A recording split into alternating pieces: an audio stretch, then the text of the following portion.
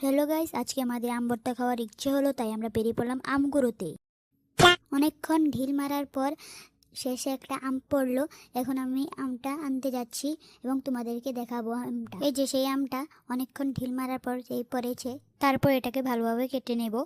তারপর আমরা ওখানেই বসে গেলাম কলা পাতা নিয়ে, একটা কলা পাতা কাটলাম। তারপর অঙ্কুশের অভিজ্ঞতা দেখাচ্ছে আম কাটার, অঙ্কুশ কী আম কাটতে পারে। তারপর আমি আমটা কেটে নিলাম ভালো করে। তারপর লবণ মরিচ দিলাম, একটু চিনিও দিলাম সাথে। খেতে তো খুব ভালো লাগলো, কি বলবো আর। কাঁচা আম লবণ মরিচ দিয়ে খুব ভালো লাগলো, দারুণ হয়েছে। থ্যাংক ইউ বন্ধুরা।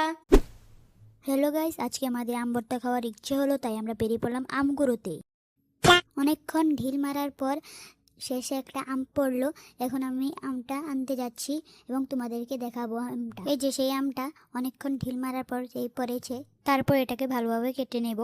তারপর আমরা ওখানেই বসে গেলাম কলা পাতা নিয়ে, একটা কলা পাতা কাটলাম। তারপর অঙ্কুশের অভিজ্ঞতা দেখাচ্ছে আম কাটার, অঙ্কুশ কী আম কাটতে পারে। তারপর আমি আমটা কেটে নিলাম ভালো করে। তারপর লবণ মরিচ দিলাম, একটু চিনিও দিলাম সাথে।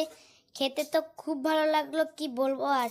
কাঁচা আম লবণ মরিচ দিয়ে খুব ভালো লাগলো, দারুণ হয়েছে। থ্যাংক ইউ বন্ধুরা।